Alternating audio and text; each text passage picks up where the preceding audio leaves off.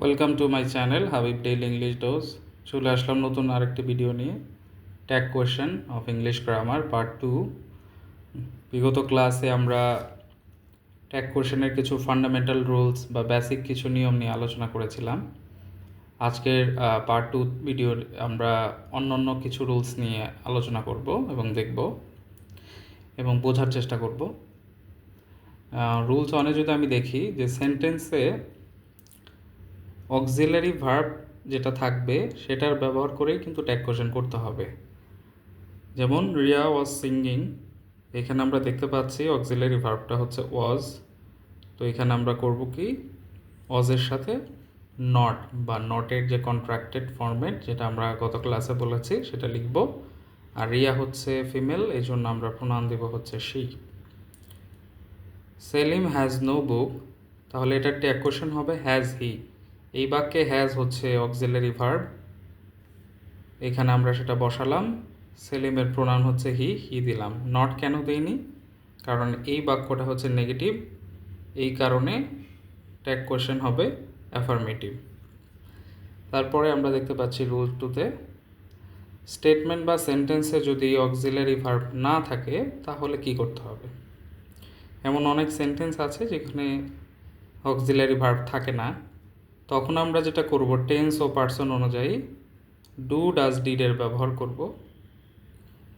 উদাহরণ যদি দেখি, ইমরান রিসাইটস এ পোয়েম, ইমরান হচ্ছে কবিতা পড়ে।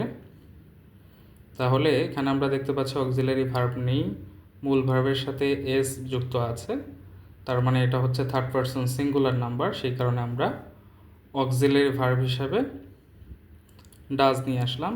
আর এই বাক্যটা যেহেতু অ্যাফার্মেটিভে আছে সেই কারণে আমরা ডাজের সাথে নট যুক্ত করব, মানে ডাজেন্ট। আর ইমরানের প্রোনাউন হচ্ছে হি। তারপরে উদাহরণে আমরা দেখতে পাচ্ছি we do not watch movie, এটার ট্যাগ কোয়েশ্চেন হবে ডু উই। আর এখানে অক্সিলারি ভার্ব, এখানে কিন্তু অক্সিলারি ভার্বটা আসলে নেই বলতে হচ্ছে যেহেতু এটা একটা নেগেটিভ সেন্টেন্স, সেই ক্ষেত্রে অবশ্যই ডু নট চলে আসে। যেমন প্রেজেন্ট ইনডেফিনিট টেন্সকে যদি আমরা নেগেটিভ করতে চাই তাহলে কিন্তু ডু নট চলে আসে সাবজেক্ট অনুযায়ী। সাবজেক্ট যেহেতু উই, এই কারণে এখানে ডু নট হয়েছে। তো সেই সেন্সে আমরা এখানে অক্সিলারি ভার্ব দেখতে পাচ্ছি ডু। তো আমরা এখানে যেহেতু অক্সিলারি ভার্ব ডু পেয়েছি, আমরা সেটা এখানে বসালাম। আর যেহেতু এই বাক্যটাই নেগেটিভ, এখানে আমরা নট আর বসাবো না এবং উই এর প্রোনাউন উই। তাহলে ডু নট ওয়াচ মুভি, এটার ট্যাগ কোয়েশ্চেন হবে ডু উই।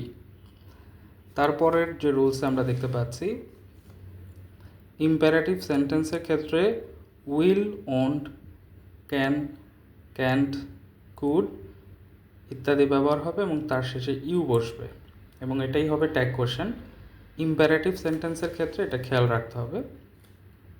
যেমন give me a glass of water, won't you, মানে আমরা এখান থেকে যে কোনো একটা ব্যবহার করতে পারবো, এটার কোনো বাধ্যবাধকতা এই ক্ষেত্রে নেই। Close the window, will you, আমরা কিন্তু এখানে ওন্ট ইউ দিতে পারবো। Do not open the book, will you, এটাও একটা imperative sentence. Please make it, এটা তৈরি করো, ওন্ট ইউ। তো এটা হচ্ছে ইম্পারেটিভ সেন্টেন্সের ক্ষেত্রে এই রুলস ব্যবহৃত হবে। আর পরবর্তীতে আমরা রুলস 4-এ যেটা দেখতে পাচ্ছি, ইম্পারেটিভ সেন্টেন্সে লেটস অথবা লেটাস থাকলে ট্যাগ কোশ্চেনে শ্যাল উই বসবে। এক্ষেত্রে এটা ফিক্সড বলা যায়, লেটস হোক বা লেটাস হোক।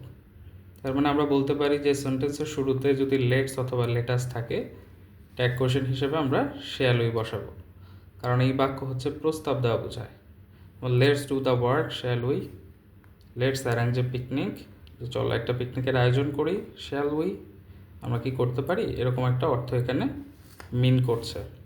কিন্তু এখানে আমি একটা নোট দিয়েছি, এটা একটা বিষয় খেয়াল রাখতে হবে যে লেটের পরে যদি অন্য কোনো পসেসিভ ফরম্যাট থাকে, যেমন হচ্ছে হার, হিম, দেম ইত্যাদি ব্যবহৃত হয়, তাহলে ট্যাগ কোশ্চেন হিসেবেই তখন আমরা উইল ইউ বসাবো। কারণ লেটের পরে যদি অন্য কোনো পসেসিভ ফরম্যাট থাকে, হার, হিম, দেম, তাহলে এগুলো অনুমতি দেওয়া বোঝায়। যেমন let her Singh a song, তাকে একটা গান গাইতে দাও, তাহলে এখানে কিন্তু আমরা ট্যাগ কোশ্চেন দিয়েছি উইল ইউ। তো এটা আমাদেরকে খেয়াল রাখতে হবে যে লেটের পরে কি আছে। লেটের পরে লেটস অথবা লেটের পরে আজ থাকলে হবে শ্যাল উই, লেটের পরে অন্য কোনো পসেসিভ ফরম্যাট থাকলে আমরা ট্যাগ কোশ্চেন হিসেবে উইল ইউ দিব। রুলস নাম্বার 5-এ আমরা যেটা দেখতে পাচ্ছি, এক্সক্লেমেটরি সেন্টেন্সের ক্ষেত্রে আমাদের নিয়মটা কী হবে, বি ভার্ব যুক্ত, আমরা সবাই কিন্তু এক্সক্লেমেটরি সেন্টেন্স চিনি, যে আশ্চর্যবোধক বাক্যকে এক্সক্লেমেটরি সেন্টেন্স বলা হয়। এখন এক্সক্লেমেটরি সেন্টেন্সে যদি বি ভার্ব থাকে সেই ক্ষেত্রে আমরা ইজেন্ট অথবা আরেন্ট ট্যাগ কোশ্চেনে ব্যবহার করব। যেমন how nice the scenery is, তাহলে এখানে হবে ইজেন্ট ইট। ইজ যদিও এখানে দেখতে পাচ্ছেন ইজেন্ট ইট, কারণ দ্য সিনারির প্রোনাউন হচ্ছে it. What a nice bird it is, তাহলে এখানেও ইজ দেখা যাচ্ছে, ইজেন্ট নট আমরা ব্যবহার করলাম, ইজেন্ট ইট তো দেওয়াই আছে, এটার প্রোনাউন ইট। এখন এক্সক্লেমেটরি সেন্টেন্সটাতে যদি মূল ভার্ব থাকে সেই ক্ষেত্রে আমরা ডোন্ট, ডাজেন্ট বা ডিডেন্ট ব্যবহার করব। যেমন how sweetly the bird sings, তো এখানে কিন্তু অক্সিলারি ভার্ব নেই, মূল ভার্বের সাথে এস আছে, তাহলে আমরা ডাজ নিয়ে আসবো, যেটা আমরা পূর্বেও দেখেছি। আর দ্য বার্ড এটার প্রোনাউন হচ্ছে ইট, তাহলে ডাজেন্ট ইট। পরবর্তীতে যেটা দেখতে পাচ্ছি, how beautifully they did the job, এখানে আমরা দেখতে পাচ্ছি অক্সিলারি ভার্ব নেই, কিন্তু এখানে ডিডটা কিন্তু মূল ভার্ব হিসাবে ব্যবহার হয়েছে। কিন্তু এইখানে আমরা ডিড কেন দিলাম, যেহেতু এটা পাস্টে আছে এই কারণে আমরা ডিড দিলাম, তার সাথে নট এবং দের pronoun they. How beautifully they did the job, didn't they. তো এটা হচ্ছে এক্সক্লেমেটরি সেন্টেন্সের নিয়ম। আজকের ভিডিওতে আমরা রুলস 5 পর্যন্ত দেখলাম, পরবর্তী ভিডিও নিয়ে আসা হবে পার্ট 3-তে। আমরা ট্যাগ কোশ্চেনে আর কিছু নিয়ম নিয়ে আলোচনা করব। সে পর্যন্ত সবাই ভালো থাকো। চ্যানেলটিতে সাবস্ক্রাইব না করে থাকলে দয়া করে সাবস্ক্রাইব করে দিবা। ধন্যবাদ।